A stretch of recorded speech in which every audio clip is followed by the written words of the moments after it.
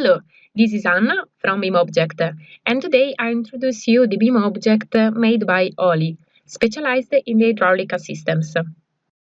In this video, I will show you how can we use the OLI products in a project. We need to add a OLI product, so we can use the Integrate BIMobject app for Revit. To search it, we can use the filters or write the name of the brand, and we can see the first product of OLI. We choose Inox Linear Element. After the choose, we can find the product page of the object.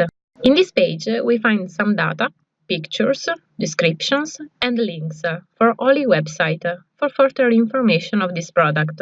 Then we have classifications, the list of countries where the product is available, and some properties. Thanks to the product page, you can also contact OLI and follow it to be always updated about OLI's releases. There is also the possibility to mark this product as a favorite one and see it in our BIM board. On the product page, we find also the 3D preview, where we can see also the property of the chosen product. Now the download. Thanks to BIMobject app, the object is automatically downloaded in Revit and is ready to be inserted in the project. With the OLI pipe, you have the possibility to connect directly with another element. OLI has given also the possibility to change the socket type. This functionality allows us to mirror the object without losing map connection.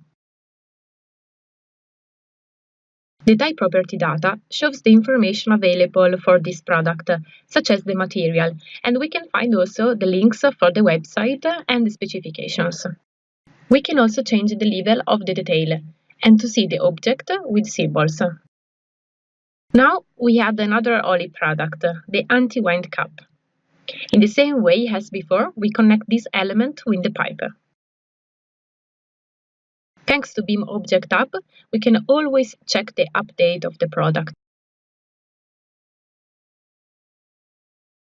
And with Properties button, we can add further data.